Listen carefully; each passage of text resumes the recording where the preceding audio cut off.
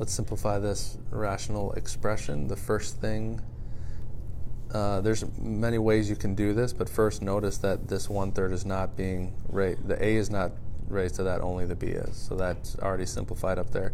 But down here, that 1/3 is over each one of these three things. So let's rewrite this and be careful what we're doing. So we have 8 to the 1/3, we have a to the -6 to the 1/3, and we have b to the 1/3. Well, right away I can see that I have a b to the 1/3 on the top and the bottom, and I can cancel those out.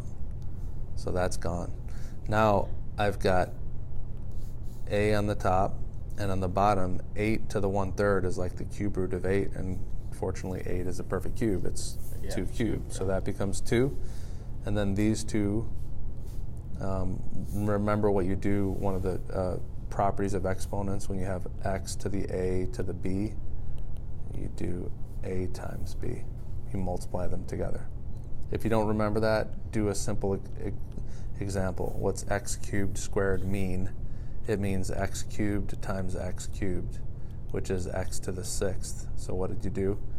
You multiplied those two together. Always think back to a simpler one if you can't remember. And that's a little trick that I use to remember.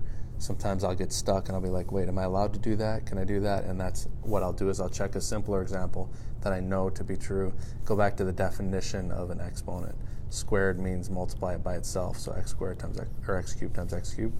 And then that means how many total x's do I have? I have 6 x's, and that's why that equals that. So back to this. So what's -6 times 1/3? The 6 and the 3 cancel, and that just equals Just -2. However, now we got a little bit of a trick here, because a -2, now we've got to deal with a negative exponent. And so how do I deal with a negative exponent? Then you move it from like the denominator to the numerator.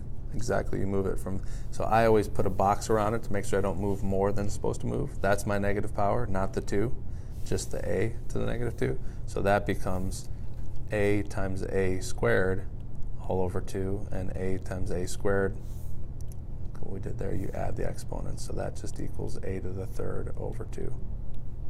So that's your simplified form of that. Now to check it, little extra tip that I would give you, you can always check this by plugging in, like, let's say a equals 1 and b equals 1 or 2. Don't choose 0, because a lot of times you can't plug in 0. Like in these instances, it wouldn't be 0 is not a good one to use to test it. But if you plug that in here, notice there is no b left over. So if you plug it in there, you're just going to get 1/2, right? 1 cubed is 1. So that would give you 1/2 there. So now plug in 1 for a and b into that equation everywhere, and see if you also get 1/2. You can do that, by the way, with your calculator using the store button, the STO button. If you want to do that, that's a really easy way to check it.